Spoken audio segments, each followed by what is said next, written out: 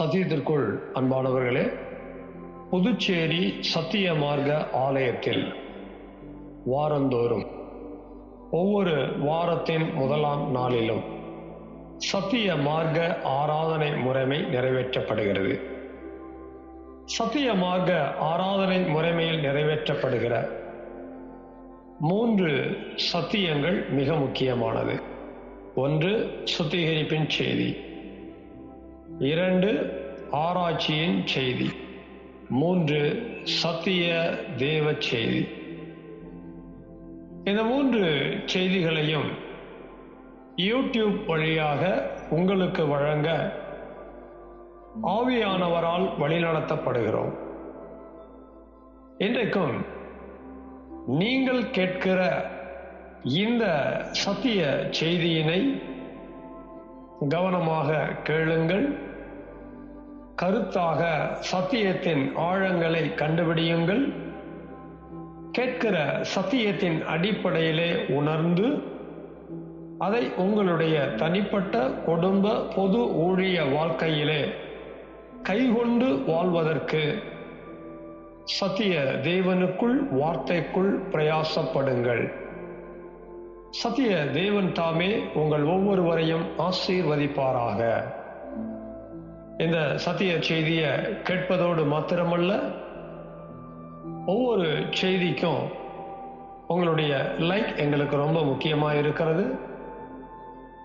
அதுபோல உங்களுடைய கமெண்ட்ஸ் எங்களுக்கு தேவையாக இருக்கிறது. மேலும் இந்த சேனல் உங்களுடைய பயனுக்காக ஆரம்பிக்கப்பட்டிருக்கிறபடியால் சத்திய மார்க்க ஆலயம் புதுச்சேரி என்கிற இந்த சேனலுக்கு உங்களுடைய ஆதரவை தாருங்கள். சப்ஸ்கிரைப் செய்யுங்கள். சத்திய தேவனுக்கு மகிமை உண்டாவதாக. ஆமேன்.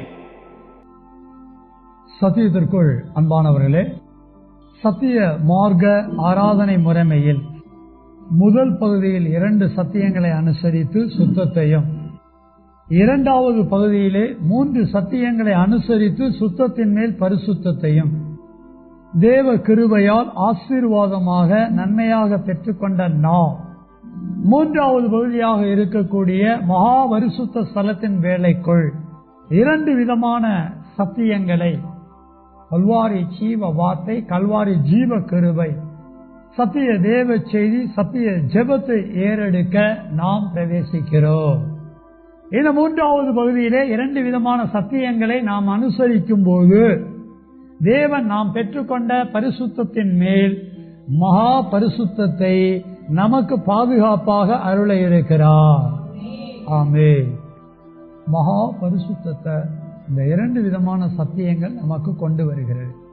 1 சத்திய தேவ செய்தி, 2 சத்திய ஜெபம். இந்த சத்திய தேவ செய்தி என்பது தேவன் நம்மோடு 3வது முறை பேசுகிறார் என்பதை நாம் அறிந்திருக்கிறோம். பேசுகிறவர் தெய்வம். தெய்வம் தேவ ஜனங்களோடு எதற்காக பேசுகிறார்? நாம் பேசுகிற அவருடைய புதிய உடன்படிக்கையின் சத்தியம் நம்முடைய இருதயங்களுக்குள் எழுதி வைத்து பதிக்கப்பட வேண்டும். நம்முடைய இருதயம், நம்முடைய ஆத்துமா தேவனுடைய வார்த்தை பதிக்கப்படுகின்ற உடன்படிக்கையின் புத்தகமாக மாற வேண்டும். அல்லேலூயா, ஓசியானா, ஸ்தோத்திரம். தெய்வம் எங்க இருக்கிறாரோ அங்க உடன்படிக்கை புத்தகம் இருக்கும். உங்க ஆத்துமா, ஏன் ஆத்துமா தெய்வத்தினுடைய உடன்படிக்கை புத்தகமா ஆக்கப்படுது அப்படின்னா அங்க தெய்வம் இருக்கிறார். யாரிடத்தில், யாருக்குள், யாருடைய ஆத்துமாவிற்குள் தேவன் வாசம் பண்ணுகிறாரோ அந்த ஆத்துமா உயர்த்தப்படும். அல்லேலூயா. நீங்களும் நானும் தெய்வத்தால உயர்த்தப்பட, இந்த உயர்த்தப்படுகிற வார்த்தையை நித்தியத்தோடு இணைத்து பார்த்தோமானால் நீங்களும் நானும் நித்திய ஜீவனுக்குள் பிரவேசிக்க சத்திய தேவ செய்தியை கேட்க வேண்டும்.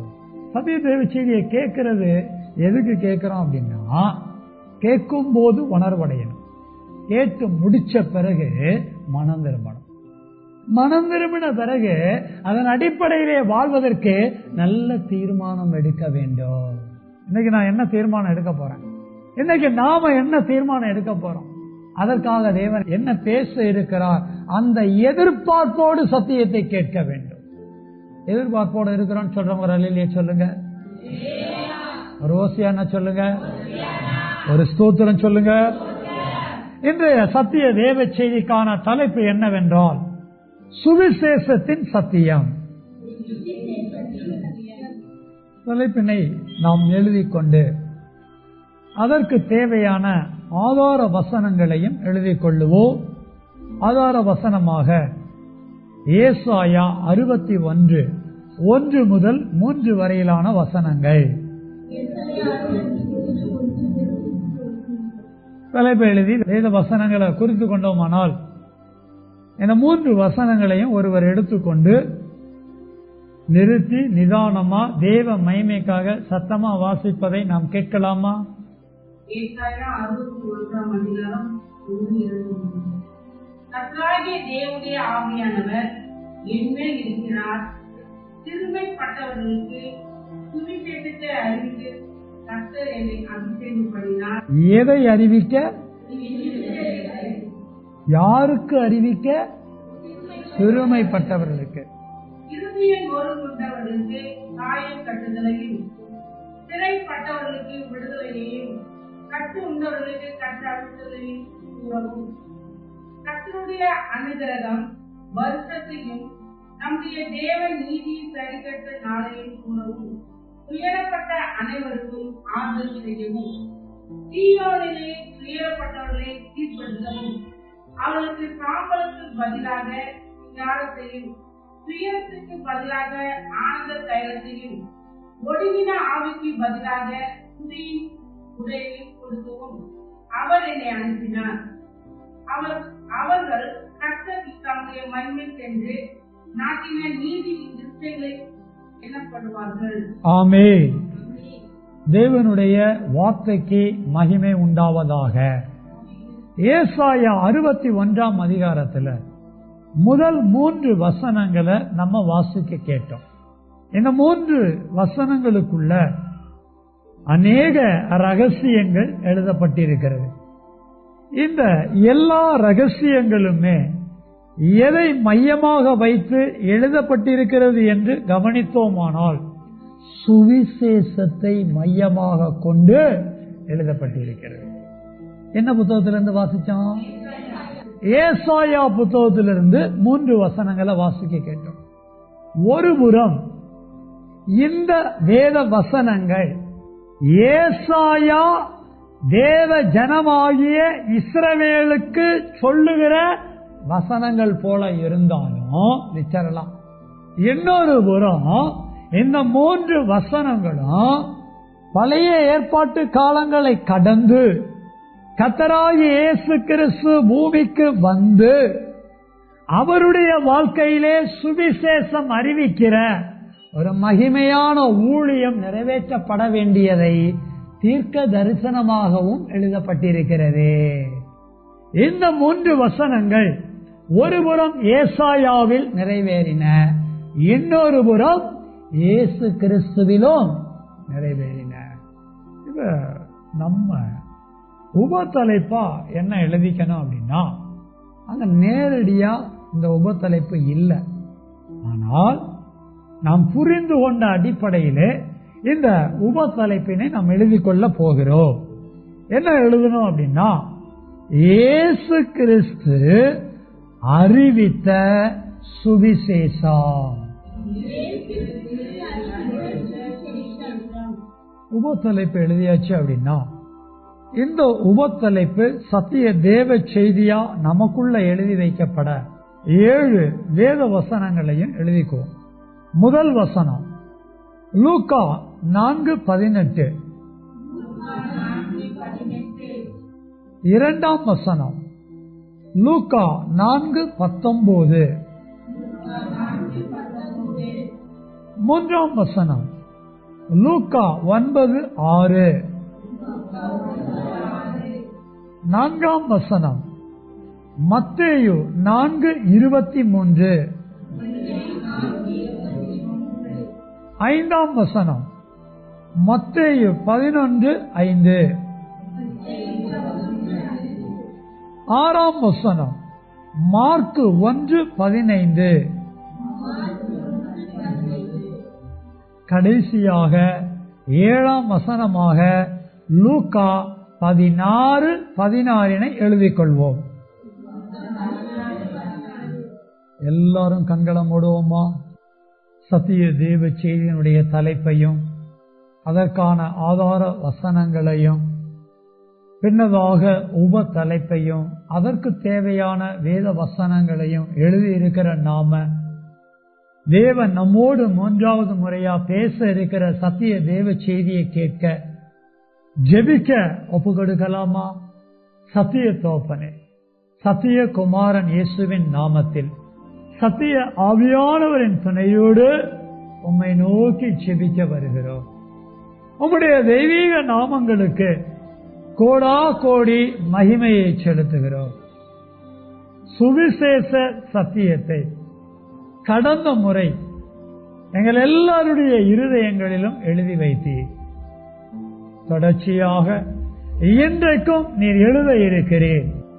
இன்றைக்கும் நீர் எழுதுகிற சத்தியத்திலே ராஜரீகம் விளங்க நாங்கள் தலைவணங்கி சேனைகளின் கர்த்தராகிய நீர் பரிசுத்தர் பரிசுத்தர் பரிசுத்தர் என்று உம்மையே தொழுது சேவித்து ஆராதிக்கிறோம். சுவிசேஷத்தின் சத்தியத்திலே இயேசு கிறிஸ்து அறிவித்த சுவிசேஷத்தை நானும் நாங்களும் வேத வசனங்கள் மூலமாக அறிந்து கொண்டு எங்களுடைய வாழ்க்கையிலே நாங்கள் என்ன செய்ய வேண்டும், எங்களுடைய வாழ்க்கையிலே சுவிசேஷத்துக்காக எப்படி வாழ வேண்டும், சுவிசேஷத்தின் பொறுப்பு எங்களுக்கு என்ன என்பதை கண்டுபிடிக்க சத்தியத்தை கவனித்து கேட்கவும், கேட்ட சத்தியத்தை அறியவும், அறிந்த சத்தியத்தை உணரவும், உணர்ந்த சத்தியத்தின் அடிப்படையிலே முடிவிலே பகுத்துணர்ந்து பகுத்தறிந்து நல்ல தீர்மானம் எடுக்கவும் ஒவ்வொருவரையும் ஆவியானவர் வழி நடத்தும்படி செபிக்கிறோம். சகல துதிகன மகிமையாக கொடுக்கிறோம். சத்திய இயேசு கிறிஸ்துவின் நாமத்தில் சத்திய ஆவியானவரின் துணையோடு செபிக்கிறோம். சத்தியமுள்ள பிதாவே, ஆமென் ஆமென். சத்திய வார்த்தையாகிய பிதா குமாரன் பரிசுத்த ஆவியானவராயிருக்கிற தேவனுடைய தெய்வீக நாமத்திற்கு சகல துதியும் கனமும் மகிமையும் உண்டாவதாக. ஆமென். பிதாவாகிய தேவனுடைய இரக்கமும் குமாரனாகிய இயேசு கிறிஸ்துவினுடைய கிருபையும் பரிசுத்த ஆவியானவருடைய சமாதானமும் தேவனுடைய வார்த்தையினால் நமக்குள் பூரணமாயிருப்பதாக. ஆமென். சத்தியத்திற்குள் அன்பானவர்களே, சத்திய தேவ செய்தியை கேட்க இருக்கிறோம். சத்திய தேவ செய்தியினுடைய தலைப்பு சுவிசேஷத்தின் சத்தியம். கடந்த வாரம் சுவிசேஷத்தின் சத்தியத்தை முதல் செய்தியா கேட்க ஆரம்பிச்சோம். அப்படி என்ன உப தலைப்புல கேட்டோம்? பழைய ஏற்பாட்டு சுவிசேஷம். வேதத்துல ஒட்டுமொத்த பைபிள்லையும் குறிப்பா பழைய ஏற்பாட்டிலையும் புதிய ஏற்பாட்டிலையும் சுவிசேஷம் என்ற வார்த்தை எழுதியிருந்தாலும் அத ஒரே மாதிரி நம்ம பார்க்க முடியாது.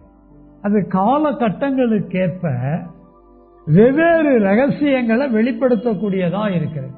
ஆனால் எல்லா சுவிசேஷமுமே எதை மையப்படுத்துகிறது என்பதை நீங்கள் கண்டுபிடித்தால் ரட்சிப்பை மையப்படுத்துகிறது. சுவிசேஷம் எதை கொடுக்கிறது என்பதை நாம் கண்டுபிடிக்கும் போது அது ரட்சிப்பை முக்கியப்படுத்துகிறது. பழைய ஏற்பாட்டு சுவிசேஷத்தை முதல்ல கேள்விப்படணும். அதனாலதான் கடந்த வாரம் நம்ம முதல் சத்தியமா சுவிசேஷத்தின் சத்தியத்துல பழைய ஏற்பாட்டு சுவிசேஷங்கிறத கேட்க ஆரம்பிச்சோம். அப்படி கேட்க ஆரம்பிச்சதுல தெய்வம் நமக்கு என்ன வெளிப்படுத்தினார் அப்படின்னா, பழைய ஏற்பாட்டு காலகட்டத்தில் நல்லா கவனிக்கணும். சுவிசேஷம் சொல்வதற்கு சுவிசேஷகரும் இருந்திருக்கிறாங்க, சுவிசேஷகி இருந்திருக்கிறாங்க அப்படிங்கிறத கேள்விப்பட்டோம். இந்த சுவிசேஷகரும் இந்த சுவிசேஷகியும் சீயோனோடு எருசலேமோடு ஒப்பிடப்பட்டாங்க. அப்படி ஒப்பிடப்பட்டதான அவர்கள் சுவிசேஷத்திற்காக தங்களுடைய வாய, தங்களுடைய கால்களை, தங்களுடைய பாதங்களை எப்படி வச்சிருந்தாங்க? அழகா வச்சிருந்தாங்க. அவங்க அழகா வச்சிருந்ததுனால அனுப்பப்பட்டாங்க, அறிவித்தாங்க. அவர்கள் அனுப்பப்பட்டு அறிவித்த, பிரசங்கித்த அந்த சுவிசேஷம் என்னவென்றால், 1 சமாதானத்தை கூறினாங்க, 2 நற்காரியங்களை அறிவிச்சாங்க, 3 ரட்சிப்பை பிரசித்தப்படுத்தினாங்க. பாஸ்டர், போன முறை கடைசியா அந்த 7 காரியம் சொல்றேன்னு சொன்னீங்களே பாஸ்டர், அதைத்தான் இவ்வளவு நேரம் விளக்கி சொன்னேன். அப்படி விளக்கி சொன்னது மட்டும் இல்லைங்க, ஸ்தோத்திரம். இதுக்கு முன்னாலேயே இன்னைக்கு காலையில வாட்ஸ்அப்ல என்ன பண்ணி வச்சுட்டேன், போட்டு வச்சுட்டேன். பதிவை நீங்க பாத்தீங்களா என்னன்னு தெரியல. அதனால உங்க வாட்ஸ்அப் எல்லாரும் வீட்டுல போய் என்ன பண்ணுங்க, அந்த 7 குறிப்பையும் பார்த்து நோட்ல என்ன பண்ணுங்க, எழுதுங்க. சரிங்களா? உங்க எல்லாருடைய போன் நம்பர் வாட்ஸ்அப்ல இருக்குல்ல, இதுக்குன்னா பாருங்க, பார்த்து உங்க நோட்ல எழுதிக்கங்க. அந்த 7 தலைப்பை தான் இப்ப நான் என்ன பண்ணேன், வரிசையா சுவிசேஷகன், சுவிசேஷகன், இப்படி ஆர்டரா ஆரம்பிச்சு உங்களுக்கு நான் எடுத்து சொல்ல கர்த்தர் உதவி செய்தார். பழைய ஏற்பாட்டு சுவிசேஷம் என்பது 3 மிக முக்கியமான காரியம். 1 சமாதானத்துக்காக, 2 நற்காரியங்களுக்காக, 3 ரட்சிப்புக்காக. இது எதை மையப்படுத்துது? இந்த 3 பார்க்கும்போது ரட்சிப்பை மையப்படுத்துது. பழைய ஏற்பாட்டு ரட்சிப்பு வேற, புதிய ஏற்பாட்டு ரட்சிப்பு வேற. பழைய ஏற்பாட்டு ரட்சிப்பு எதை மையமாக கொண்டது அல்லது என்ன அடிப்படையில் அப்படின்னு பார்க்கும்போது, சத்துருக்கள் கையில இருந்து அவங்க வெளியே வர்றாங்க. பழைய ஏற்பாட்டு காலகட்டத்தில் அடிக்கடி பார்த்தீங்கன்னா இந்த சத்துருக்கள் இஸ்ரவேல் ஜனங்களை சிறைபிடிச்சிட்டு போயிடுவாங்க. அப்படி சிறைபிடிச்சிட்டு போறதுனால அங்க தேவனுடைய நாமம் தூஷிக்கப்படும். அப்படி தேவனுடைய நாமம் தூஷிக்கப்படுவது மட்டுமல்ல, அவர்களுக்கு அங்க என்ன இருக்காது, சமாதானம் இருக்காது. தெய்வம் என்ன பண்றாரு, இந்த ஜனங்களை அந்த சிறையிருப்பிலிருந்து வெளியே கொண்டு வராரு, அதாவது ரட்சிக்கிறார். அப்படி ரட்சிக்கப்படுகிற அவர்கள் சமாதானத்தை மறுபடியும் பெறுறாங்க. சமாதானத்தை மட்டும் பெறுவதல்ல, தேவனுடைய நாமத்தை மையப்படுத்தி ஆராதிக்கிறாங்க. இப்படி எல்லாம் நாங்க தேவனுக்கு விரோதமா வாழ்ந்தோம், தேவன் எங்களை சிறையிருப்பிலிருந்தெல்லாம் வெளியே கொண்டு வந்தாரு, இதை எப்ப பார்த்தாலும் பிரசித்தப்படுத்திக்கிட்டே இருப்பாங்க. யாருக்கு மத்தியில? முதல்ல யாருக்கு மத்தியில? தேவ ஜனங்களுக்கு மத்தியில், அதாவது இஸ்ரவேலருக்கு மத்தியில். பின்னதாக பூமியின் சகல குடிகளுக்கும் பார்க்கிறவங்களுக்கு எல்லாம் சொன்னாங்க, நீங்களும் நானும் ரட்சிக்கப்பட்டிருக்கிறோமே, நம்ம ஜனங்களுக்குள்ள அறிவிக்க வேண்டாமா? நம்ம சொந்த மந்தங்களுக்கு மத்தியில் அறிவிக்க வேண்டாமா? நம்ம ஊர் உலகத்தில் இருக்கிற ஒவ்வொரு ஜனங்களுக்கும் இதை அறிவிக்க வேண்டாமா? அப்படி அறிவிக்கக்கூடியவர்களாக மாறுவதற்கு தெளிவுள்ளவர்களாக இருக்க வேண்டும். அல்லேலூயா, ஓசியானா, ஸ்தோத்திரம். ஒரு பக்கம் பழைய ஏற்பாட்டு சுவிசேஷத்தை விளங்கி புதிய ஏற்பாட்டின் அடிப்படையில் பேச தெளிவுள்ளவர்களாக இருக்கணுங்கிறத விளங்கிக்கிட்டோம். இன்றைக்கு நம்ம சுவிசேஷ சத்தியத்துல அடுத்த சத்தியமா, 2வது சத்தியமா என்ன கேட்க போறோம் அப்படின்னா, இயேசு கிறிஸ்து அறிவித்த சுவிசேஷம். நான் கண்ணை மூடுறேன்னு சொல்லி நீங்க என்ன பண்ணக்கூடாது, கண்ணை மூடக்கூடாது. என்னை நல்லா கவனிக்கணும். வசனம் வாசிக்கும் போது கண்ணு அப்படியே வசனத்துக்கு போயிடணும். வசனம் வாசிச்சு முடிச்ச பிறகு நான் பேச ஆரம்பிச்சிட்டேன் அப்படின்னா உங்க காதும் உங்க கண்ணு எங்க வந்துடணும், இங்க வந்துடணும். இங்க வந்தா மட்டும்தான் உங்களுக்குள்ள எது போகும், கேட்கிற சுவிசேஷ சத்தியம் விதைக்கப்படும், பதிக்கப்படும். உங்களுக்குள்ள விதைக்கப்படலை அப்படின்னா, உங்களுக்குள்ள பதிக்கப்படலை அப்படின்னா நீங்க தேவ ஜனமா என்ன பண்ண முடியாது, வாழ முடியாது. நீங்க தேவ ஜனமா வாழணும்னா இந்த நேரத்தை ரொம்ப முக்கியப்படுத்துங்க, தெளிவா இருங்க. சுவிசேஷ சத்தியம் ரட்சிப்பை கொண்டு வருகிறது. நீங்களும் நானும் பைபிள்ல இருக்கிற எல்லா சுவிசேஷத்தையும் கண்டுபிடிக்கணும். குறிப்பா இயேசு அறிவித்த சுவிசேஷத்தை நீங்களும் நான் என்ன பண்ணணும், கண்டுபிடிச்சு விளங்கணும். இயேசு சுவிசேஷம் அறிவிச்சார். இயேசுவே சுவிசேஷம் என்பது ஒரு பெரிய ரகசியம். ஆனால் சுவிசேஷமாகிய இயேசுவே சுவிசேஷம் அறிவிச்சிருக்கிறார். அது என்ன சுவிசேஷம் அப்படிங்கிறத நம்ம கீழே 7 வசனங்களை வாசிச்சு பார்க்க போறோம். இருந்தாலும் ஏசாயா 61 3 வசனத்தை கொஞ்சம் ஞாபகப்படுத்திக்க போறோம். ஏசாயா 61 1 முதல் 3 வசனங்களை ஏற்கனவே வாசிச்சா, மறுபடியும் வாசிக்க போறதில்ல. என்னைய கவனிங்க, அதுல நிறைய விஷயம் இருக்குது. அதுல எப்படி ஆரம்பிக்குது அப்படின்னா, கர்த்தருடைய ஆவியானவர் என் மேல் இருக்கிறார். அப்படி இருந்துச்சா இல்லையா? கர்த்தருடைய ஆவியானவர்னா யார குறிக்குது?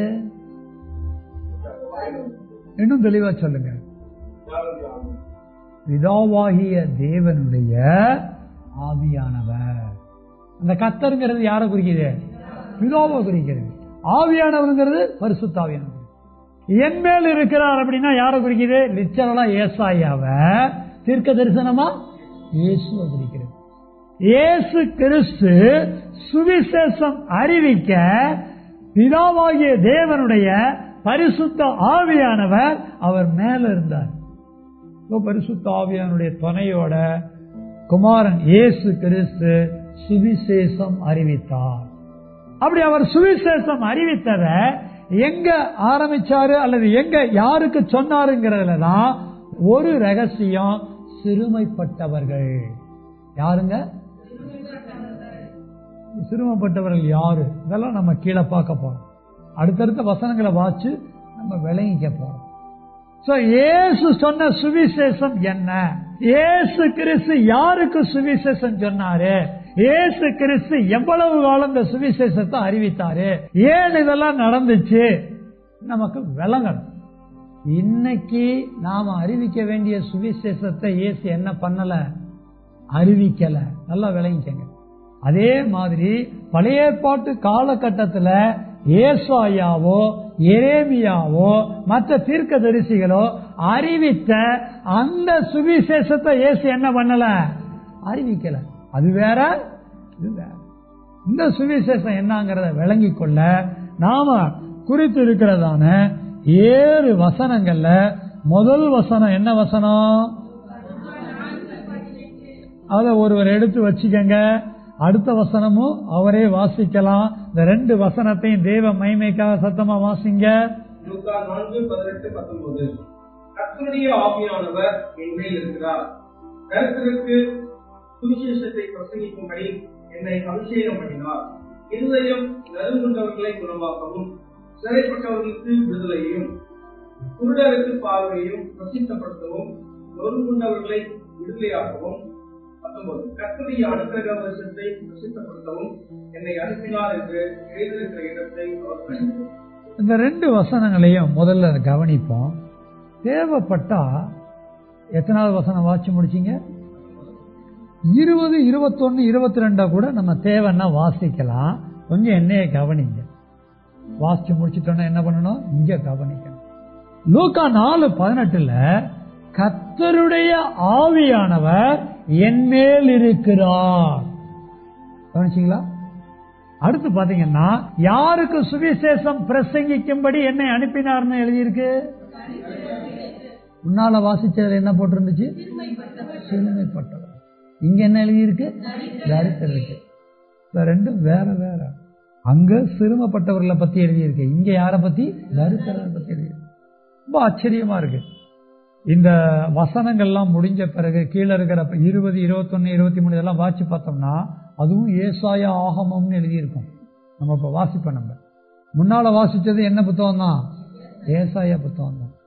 அங்க என்ன வார்த்தை வந்துச்சு? சிறுமைப்பட்டவர்கள். இங்க என்ன வார்த்தை வந்திருக்கு? தரித்திரர். ரொம்ப ஷார்ப்பா கவனிக்கணும். தரித்திரருக்கு சுவிசேஷத்தை பிரசங்கிக்கும்படிக்கு என்னை அபிஷேகம் பண்ணினார். இருதயம் நறுங்குண்டவர்களை குணமாக்கவும், சிறைப்பட்டவர்களுக்கு விடுதலையையும், குருடருக்கு பார்வையையும் பிரசித்தப்படுத்தவும், நொறுங்குண்டவர்களை விடுதலையாக்கவும் கர்த்தருடைய அனுக்கிரக வருஷம். அங்கேயும் வாசிச்சோமா இல்லையா? இங்கேயும் வாசிச்சோமா இல்லையா? அடுத்து பாருங்க, பிரசித்திப்படுத்தவும் என்னை அனுப்பினார். அங்க நாள் வரும், இங்க நாள் வரல. அங்க வருஷமும் வந்துச்சு, நாளும் வந்துச்சு. இங்க என்ன வந்திருக்கு? வருஷம் வந்திருக்கு, நாள் வரல. என்னை அனுப்பினார் என்று எழுதி இருக்கிற இடத்தை அவர் கண்டு. இப்ப 20, 21 அப்படி வாசிங்க. லூக்கா 4:20, 21, 22 வாசித்து புத்தகத்தை சுருட்டி பணிவிடைக்காரனுக்கு கொடுத்து உட்கார்ந்தார். ஜெபாலயத்தில் உள்ள எல்லாருடைய கண்களும் அவர்கள் நோக்கமாக இருந்தது. 21 அப்பொழுது அவர் அவர்களை பேசத் தொடங்கி, உங்கள் காதுகள் கேட்க இந்த வேத வாக்கியம் இன்றைய தினம் நிறைவேறிற்று என்றார். 22 எல்லாரும் அவருக்கு நற்சாட்சி கொடுத்து அவருடைய வாயிலிருந்து புறப்பட்ட திருவிழா வார்த்தைகளை குறித்து ஆச்சரியப்பட்டு இவன் யோசேப்பின் குமாரன் அல்லவா என்றார்கள். தேவனுக்கு மகிமை உண்டாவதாக. இங்க கவனிங்க, அடுத்த 3 வசனங்களை நம்ம எழுதல, இருந்தாலும் இந்த 2 வசனங்கள் புரியணுங்கிறதுக்காக அதையும் என்ன பண்ணிட்டோம், வாசிச்சிட்டோம். எதுக்காக வாசிச்சோம்னா, மிக முக்கியமான வார்த்தை என்னன்னா, இந்த வாசிச்ச இந்த வசனங்கள் இருக்கு பாத்தீங்களா, இயேசு வாசிச்சாரு. இயேசு வாசிச்சுட்டு என்ன சொல்றாரு அப்படின்னா, இன்றைய தினம் நிறைவேறிச்சு. யார பத்தி சொல்றாரு? தன்னை பத்தி சொல்றாரு. தன்னை பத்தி என்ன சொல்றாரு? நான் தான் இந்த வசன அடிப்படையிலே சுவிசேஷத்தை அறிவித்து இதை நிறைவேற்றுகிறேன். அல்லேலூயா, ஓசியானா, ஸ்தோத்திரம். இயேசு கிறிஸ்து சிறுமைப்பட்டவர்களுக்கு சுவிசேஷம் அறிவித்திருக்கிறார்.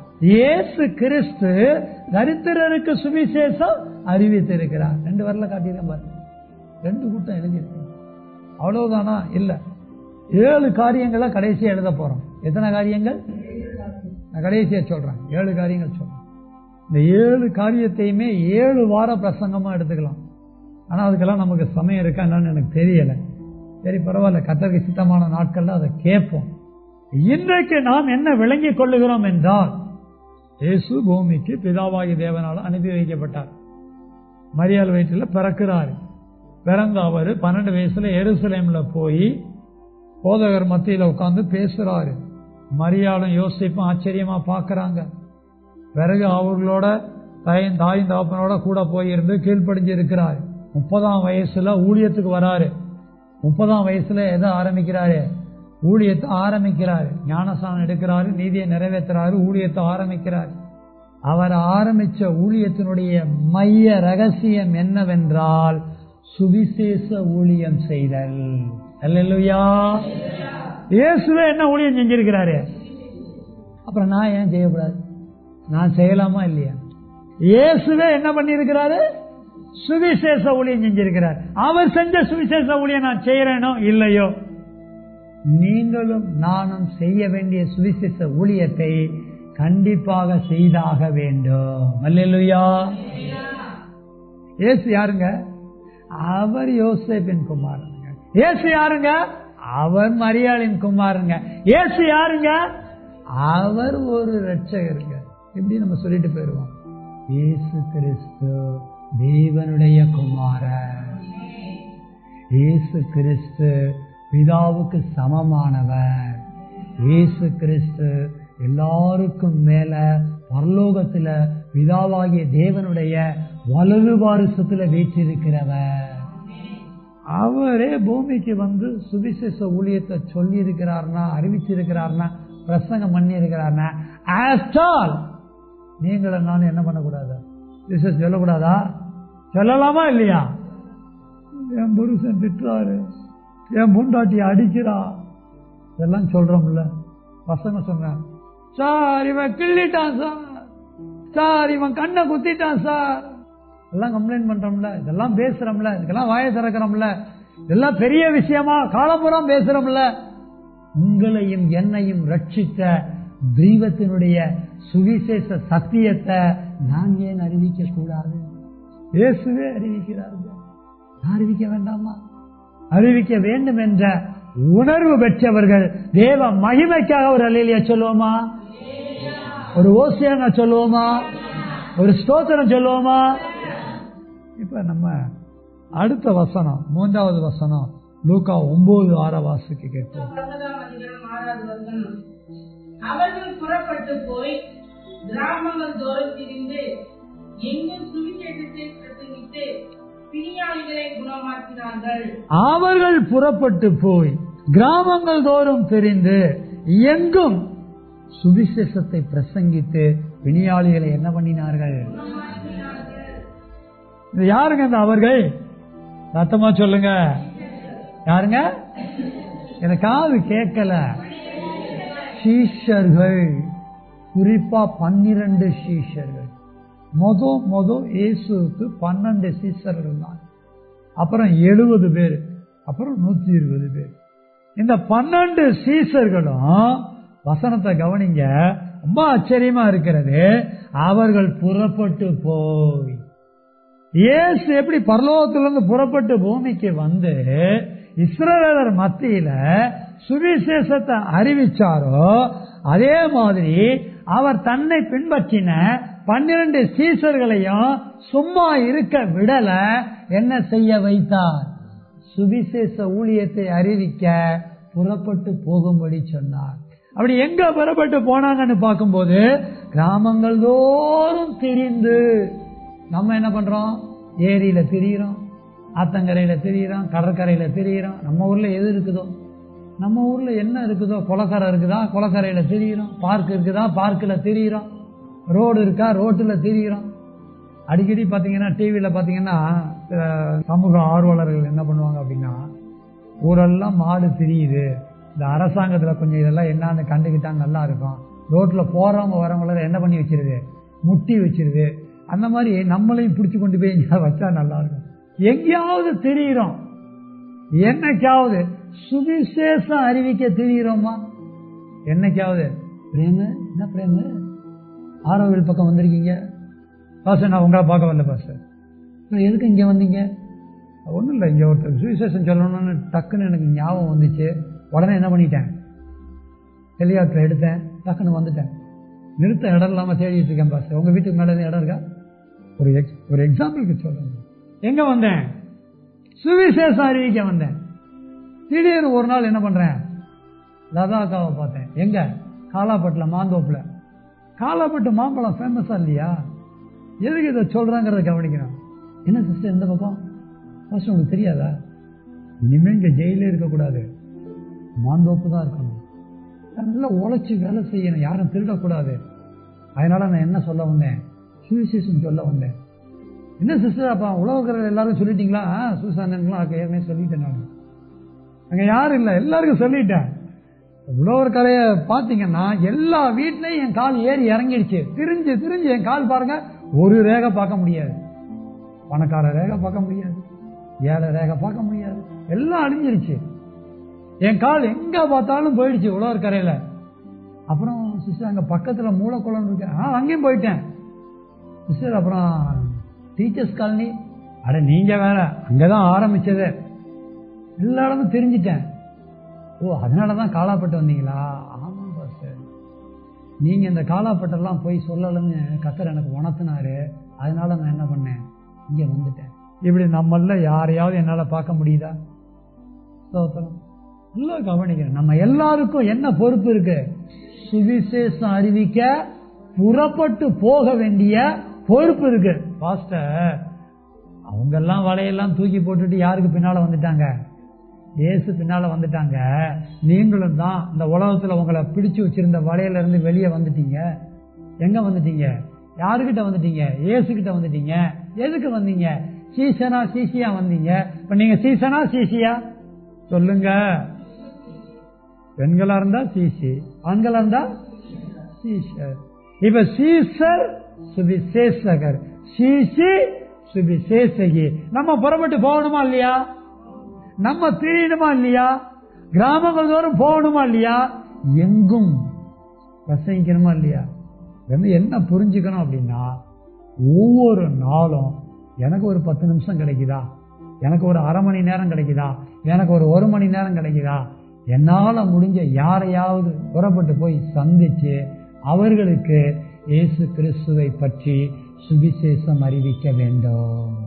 அல்லேலூயா, ஓசியானா, ஸ்தோத்திரம். இப்ப இயேசு அறிவித்த சுவிசேஷமும், இயேசு கிறிஸ்துவ பின்பற்றின அந்த 12 சீசர்களை அறிவித்த சுவிசேஷமும் என்னன்னு நமக்கு விளங்கணும். இதுக்காக அடுத்த வசனமா மத்தேயு 4:23 வாசிக்க கேட்போம்.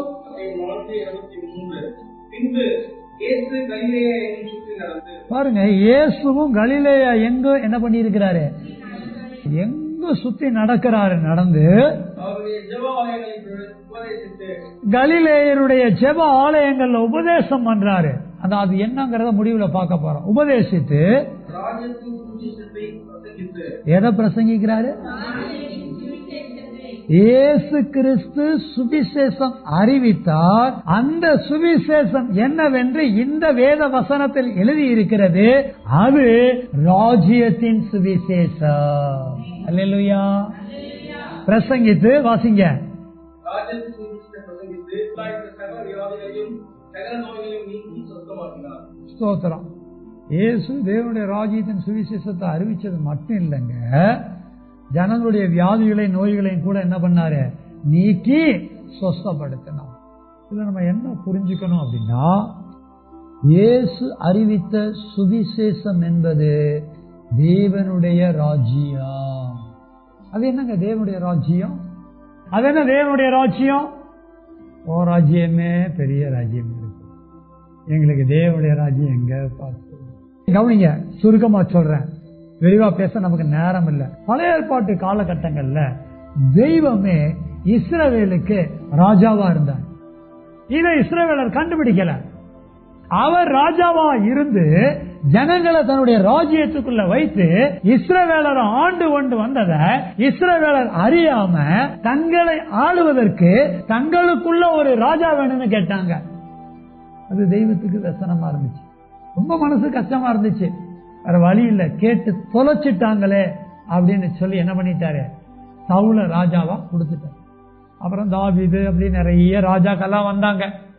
ஒரு காலகட்டம் வரும்போது இயேசு கீழே வர்றாரு.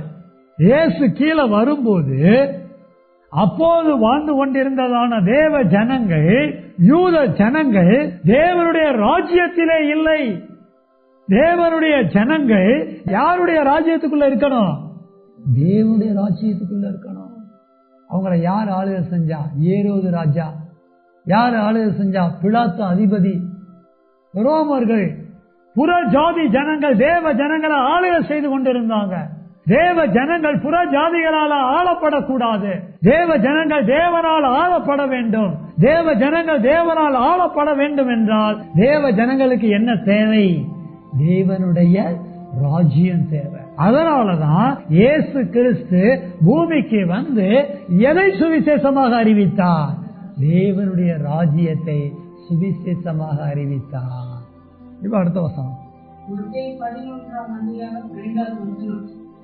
குருடர் பார்வை அடைகிறார்கள், தப்பாளிகள் நடக்கிறார்கள், குஷ்டரோகிகள் சுத்தமாகிறார்கள், செவிடர் கேட்கிறார்கள், மரித்தோர் எழுந்திருக்கிறார்கள், தரித்திரருக்கு சுவிசேஷம் பிரசங்கிக்கப்படுகிறது. மத்தேயு 11:5 சிஸ்டர் வாசிச்சாங்க. அதுல சுவிசேஷம் பிரசங்கிக்கப்படுகிறதுன்னு எழுதி இருக்கிறது. அது என்ன சுவிசேஷம்? தேவனுடைய ராஜ்யத்தின் சுவிசேஷம்.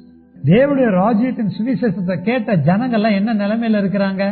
குருடரா இருக்கிறாங்க, அப்புறம் சப்பானியா இருக்கிறாங்க, அப்புறம் குஷ்டரோகியா இருக்கிறாங்க, அப்புறம் செவிடரா இருக்கிறாங்க, அப்புறம் மரித்து இருக்கிறாங்க, அப்புறம் தரித்திரரா இருக்கிறாங்க.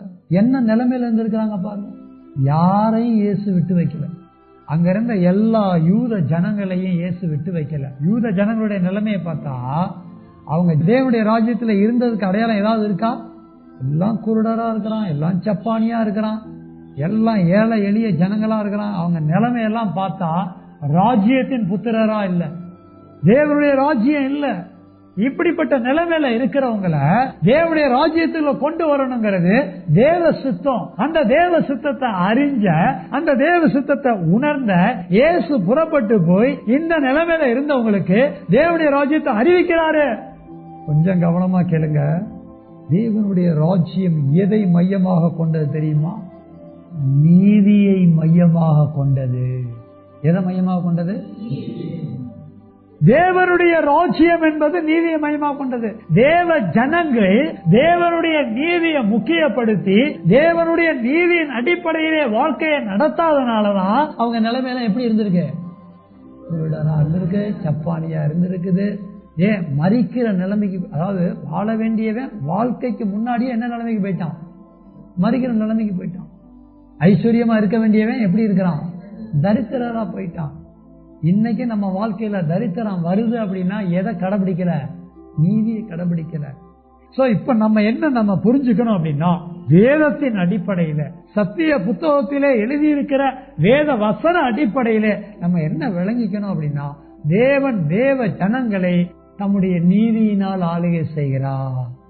தேவன் நீதியினால் ஆளுகை செய்கிறார் என்றால் தேவ ஜனங்கள் அவருடைய நீதியின் ஆளுகைக்கு உட்பட்டிருக்கும் போது அவர்களும் தேவனுக்கு முன்பாக நீதியாக வாழ வேண்டும். தேவ ஜனங்கள் நீதியாக வாழ்ந்தால் அவருடைய வாழ்க்கை நன்றாக இருக்கும், அவருடைய வாழ்க்கை குணமுள்ளதாக இருக்கும், அவருடைய வாழ்க்கை ஐஸ்வர்யம் உள்ளதாக இருக்கும். தேவ ஜனம்னு சொல்றான், எல்லாம் ஊனனா இருக்கிறான், எல்லாம் ஜப்பானியா இருக்கிறான், எல்லாம் குருடனா இருக்கிறான். நிலைமையெல்லாம் மாத்தி அவனை சொஸ்தப்படுத்தி அவனை குணப்படுத்தி அவனை உயர்த்தணும்னு சொல்லிதான் இயேசு கிறிஸ்து தேவனுடைய ராஜ்யத்துக்குள்ள கொண்டு வருவதற்கு தேவனுடைய ராஜ்யத்தின் சுவிசேஷத்தை யூத ஜனங்களுக்கு மத்தியில் அறிவித்தார். அல்லேலூயா. இப்ப அடுத்த வசனம் மார்க்கு 1:15. காலம் நிறைவேற்று, தேவனுடைய ராஜ்யம் சமீபமாயிற்று, மனதில் சுவிசேஷத்தை விசுவாசியுங்கள் என்றார். நல்லா கவனிக்கணுங்க. இந்த ஒரு வசனத்துக்குள்ள என்னென்ன இருக்கு அப்படின்னா, தேவனுடைய ராஜ்யம் சமீபமா இருக்கிறது. இயேசு அறிவிக்கிறார்ல, அவர் ரொம்ப பக்கத்துல வந்துருச்சா இல்லையா? இயேசு அறிவிக்கிற தேவனுடைய ராஜ்யம் தான் சுவிசேஷம். தேவனுடைய ராஜ்யம் சமீபமாயிட்டுனா அது எது வழியா சமீபமாகுது? சுவிசேஷத்தின் வழியா. அடுத்து பாருங்க, இந்த சுவிசேஷத்தை கேட்கிறவங்க எல்லாம் என்ன செய்யணும்? நீங்களும் நானும் சுவிசேஷத்தை போய் மற்றவங்களுக்கு அறிவிக்கலன்னா அவங்க எப்படி மனம் திரும்புவாங்க? இன்னைக்கு அநேகர் மனம் திரும்பாம இருக்கிறதுக்கு காரணமே என்ன? நம்ம போய் எதை அறிவிக்கல, சுவிசேஷத்தை அறிவிக்கல. யாருக்கு அந்த பொறுப்பு இருக்கு? எனக்கு, நமக்கு தான் அந்த பொறுப்பு இருக்கு. என் குடும்பத்துல ஒருத்தர் மனம் திரும்பாம இருக்கிறாருன்னா இன்னும் நானே தேவனுடைய ராஜ்யத்துக்குள்ள நீதியை செலுத்தி வாழல. என்ன பாச, இது யூத ஜனங்களுக்கு அறிவிக்கப்பட்ட சுவிசேஷங்கிறீங்க, இப்ப நம்ம தேவனுடைய ராஜ்யத்துக்குள்ள நீதிங்கிறீங்க. இன்னைக்கும் நம்ம தேவனுடைய ராஜ்யத்தின் புத்திரரா இல்லையா? அந்த சுவிசேஷத்துக்கும் நம்ம கேள்விப்படுற சுவிசேஷத்துக்கும் இடையில இருக்க வித்தியாசத்தெல்லாம் அடுத்தடுத்து கேட்க போறோம். இருந்தாலும் இதுலயும் நம்ம என்ன படலாம், உட்படலாம். என்ன உட்படலாம்? தேவனுடைய ராஜ்யத்திற்குள் நீங்களும் நானும் உட்பட வேண்டும். தேவனுடைய ராஜ்யத்துல எதுக்காக உட்படணும்? நீதியாக வாழ்வதற்கு. நீதியா வாழ்வதற்கு என்ன தேவை? சுவிசேஷம் தேவை. நீங்களும் நானும் மற்றவர்களுக்கு சுவிசேஷம் அறிவிக்காம இருக்கிறதுனாலதான் அவங்க மனம் திரும்பாம இருக்கிறாங்க. எல்லா பாஷை நான் சுவிசேஷம் சொன்ன அவங்க என்ன திரும்ப மாட்டேங்கிறாங்க, மனம் திரும்ப. அது அடுத்த விஷயம், அதை பத்தி நீங்க என்ன படக்கூடாது. நீங்க சுவிசேஷம் சொல்லி ஒருத்தர் மனம் திரும்பல அப்படின்னா அது அவர் பாடு. ஆனால் அவர் மனம் திரும்ப மாட்டாருன்னு சொல்லி நீங்க சுவிசேஷம் சொல்லாம இருக்கிறீங்கன்னா அது உங்களுக்கான கேள்வி. இதே பார்த்து தெய்வம் என்ன கேட்க கூடாது, கணக்கு கேட்கக்கூடாது. நான் சந்திக்கிற ஆட்களுக்கு என்ன சொல்லிடணும்? சொல்லிடணும். மாங்காய் வாங்கி சாப்பிட்ருக்கீங்களா? தேங்காய் வாங்கி சாப்பிட்ருக்கீங்களா? கத்திரிக்காய் வாங்கி சாப்பிட்ருக்கீங்களா? மீன் வாங்கி சாப்பிட்ருக்கீங்களா? இதெல்லாம் நம்ம தெருவில் வித்துக்கிட்டு வர்றாங்களா இல்லையா? மீன்காரமாவுக்கு என்ன சொல்லணும்? காய்காரமாவுக்கு என்ன சொல்லணும்? ஒரு அம்மாட்ட தொடர்ந்து வாங்குங்க, ஒரு ஐயா கிட்ட தொடர்ந்து வாங்குங்க. மெல்ல என்ன சொல்லிவிடணும் அவருக்கு? விசேஷத்தை சொல்லிவிடணும். எங்க ஊருக்கு எங்க அப்பா இறந்திருந்த சமயத்துல நாங்க போயிருந்தோம். அப்பா அன்னைக்கு காலையில சமையலுக்கு தேவையான காய்கறிகளுக்காக புளி வித்துட்டு ஒருத்தர் வந்தாரு. அப்படி வித்துக்கிட்டு வந்தவர்கிட்ட வீட்டுக்கு தேவையான புளியெல்லாம் வாங்கினேன். புளி வாங்கி முடிச்ச பிறகு ஏதோ சில்லறை இல்லைன்னாரு. பரவாயில்லைங்கய்யா, வச்சுக்கங்கய்யா, நீங்க எங்க அண்ணன் மாதிரி அப்படின்னு. என்னங்கய்யா அண்ணன் மாதிரிங்கிறீங்க? ஆமாங்கய்யா, ஏசு எனக்காக கல்வாரி சிலுவையில மரித்தார், அடக்கம் பண்ணிட்டார், உயிர் தெழுந்தார். ஏசு எனக்கு அண்ணனா இருக்கிறாரு, எனக்காக மரிச்சாரு. அவர் உங்களுக்காக மரிச்சாரு, எனக்காக மரிச்சாரு, உங்களுக்காக மரிச்சாருன்னா நீங்களும் நானும் என்ன தம்பி, அண்ணன் தம்பியா இல்லையா அப்படின்னு மெல்ல விட்டு என்ன விசேஷம் சொல்லி நீங்களும் நானும் நேரம் கிடைக்கும் போதெல்லாம் யாருக்கு என்ன சொல்லிடணும்? யாருக்கா இருந்தாலும் சுவிசேஷத்தை சொல்லிடணும். காய்கார மாட்டேன், ஏமா இந்த காய் இயற்கையா விளைஞ்ச காயாமா இல்ல உரம் போட்டு வளர்ந்த காயாமா? உடனே ஏமா இது பிஞ்சு காயாமா முத்த காயாமா? இதே பேசிட்டு இருக்காதீங்க. என்ன பேசணும்? சுவிசேஷத்தை பேச வேண்டும். சுவிசேஷத்தை தவிர வேற எதையும் பேசக்கூடாது. ஏன் அப்படின்னா, ஸ்தோத்திரம், முக்கியமான விஷயம் என்னன்னு சொல்றேன் பாருங்க. மனம் திரும்பவும் சுவிசேஷத்தை என்ன செய்யவும் வாய்ப்பு இருக்கு, விசுவாசிக்கவும் வாய்ப்பு இருக்கு. நீங்களும் நானும் சுவிசேஷத்தை அறிவிக்கணும். அறிவிச்சா அதை கேட்டு அவங்க மனம் திரும்புவாங்க, அதை கேட்டு அவங்க விசுவாசிப்பாங்க, அதை கேட்டு அவங்க தேவனுடைய ராஜ்யத்துக்குள்ள வருவாங்க. இயேசு இப்படிதான் தேவனுடைய ராஜ்யத்தை சுவிசேஷமா அறிவிச்சாரு. அதை கேட்டு அநேகர் மனம் திரும்பினாங்க, அநேகர் விசுவாசிச்சாங்க, அநேகர் தேவனுடைய ராஜ்யத்துக்குள்ள வந்தாங்க. இப்ப லூக்கா 16:16 எல்லாரும் எடுத்தாச்சுங்களா? எடுத்தாச்சுன்னா ஒரு அல்லேலூயா சொல்லுவோம், ஒரு ஓசியானா சொல்லுவோம், ஒரு ஸ்தோத்திரம் சொல்லுவோம். எல்லாரும் சேர்ந்து வாசிப்போம். நியாய பிரமாணமும் தீர்க்க தரிசன வாக்கியங்களும் யோவான் வரைக்கும் வழங்கி வந்தது. அது முதல் தேவனுடைய ராஜ்யம் சுவிசேஷமாய் அறிவிக்கப்பட்டு யாவரும் பலவந்தமாய் அதில் பிரவேசிக்கிறார்கள். ஆமென். கவனிங்க, நியாய பிரமாணம் தீர்க்க தரிசன வாக்கியங்களும் யோவான் வரைக்கும் வழங்கி வந்தது. பழைய ஏற்பாட்டு காலகட்டத்தில் மோசேல ஆரம்பிச்சு யோவான் ஸ்நானம் வர நியாய பிரமாணமும் தீர்க்க தரிசனங்களும் வழங்கி வந்தது. அது முதல் என்ன அறிவிக்கப்பட்டதாக இங்கே எழுதியிருக்கிறது? குறிப்பா இயேசு கிறிஸ்து யோவான் ஸ்நானனுக்கு அடுத்து ஊழியம் செய்ய ஆரம்பிச்சார். யோவான் ஸ்நானனுக்கு அடுத்து என்ன ஊழியம் செய்ய ஆரம்பிச்சார்னா சுவிசேஷ ஊழியம் செய்ய ஆரம்பிச்சார். அப்படி என்ன சுவிசேஷ ஊழியம் செய்ய ஆரம்பிச்சார்னா தேவனுடைய ராஜ்யத்தின் சுவிசேஷ ஊழியத்தை செய்ய ஆரம்பிச்சாரு. அப்படி அறிவிக்கும் போது யாவரும் பலவந்தமாய் அதில் பிரவேசிக்கிறார்கள். அந்த நாட்கள்ல அநேகர் அதில் பிரவேசிச்சாங்க.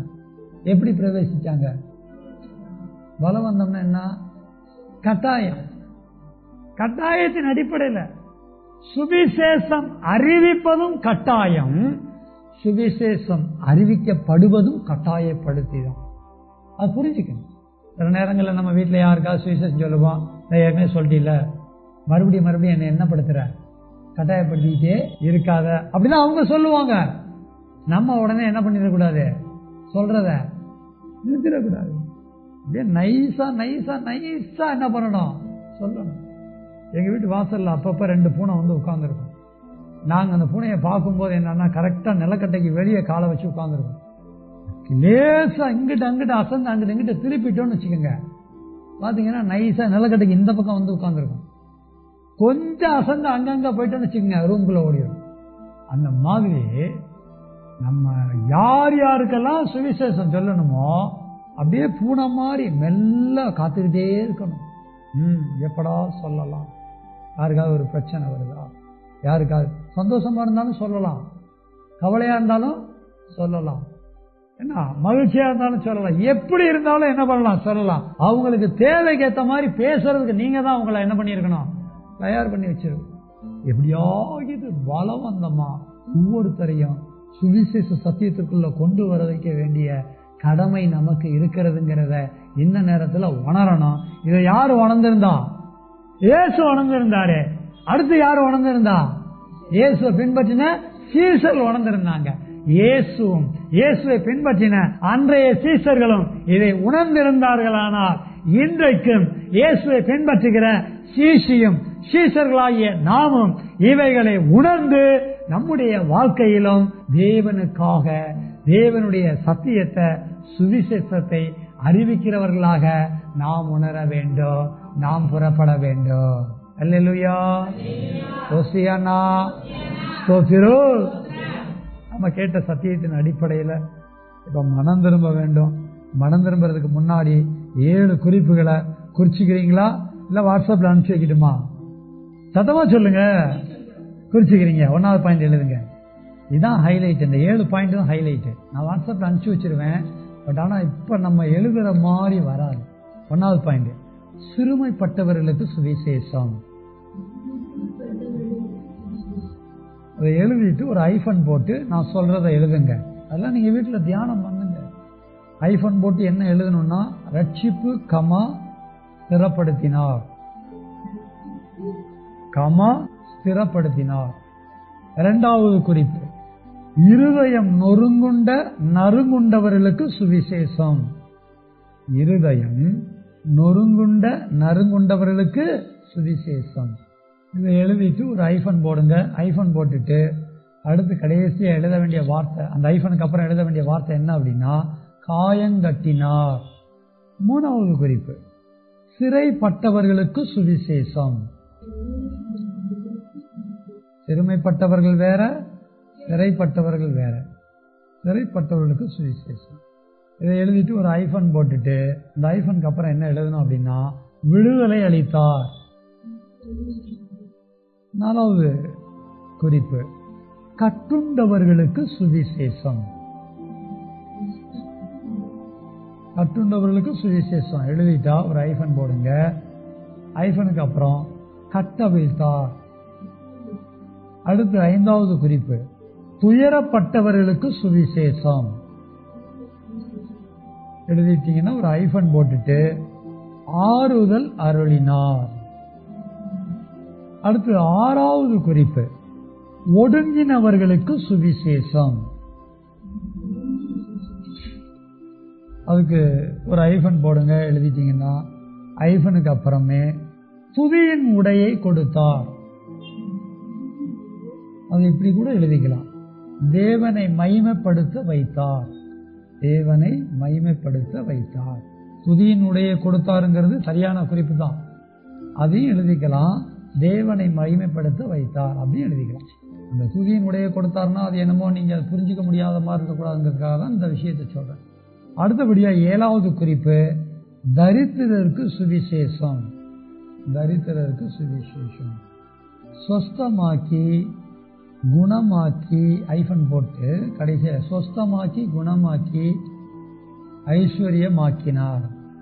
இந்த 7 குறிப்பையும் அப்படியே நான் உங்களுக்கு விளக்கி சொல்றேன், கவனிங்க. யூத ஜனங்க தேவனால ஆளப்பட்டு தேவனுடைய புத்திரரா, தேவ ஜனங்களா, தேவனுடைய ராஜ்யத்துல நீதியோட வாழ்ந்திருக்கணும். அப்படி வாழாததுனால அவங்கள புறஜாதி ராஜாக்கள் ஆண்டு அவங்க சிறுமப்படுத்தப்பட்டாங்க. ஒரு நிலையான வாழ்க்கை இல்லை, ஒரு நல்ல வாழ்க்கை இல்லை. அவங்க ரட்சிப்பு இல்லாதவங்க போல இருந்தாங்க. அதாவது புறஜாதிகளுக்கு கீழே வாழ்ந்தாங்க. இப்படிப்பட்டவர்களுக்கு இயேசு தேவனுடைய ராஜ்யத்தின் சுவிசேஷத்தை அறிவிச்சு அவர்களுக்கு ரட்சிப்பை கொடுப்பதற்கு, அதாவது புறஜாதிகளிடத்திலிருந்து ரட்சிப்பை கொடுப்பதற்கு அவருடைய வாழ்க்கையை ஸ்திரமுள்ளதான் மாத்தினார்.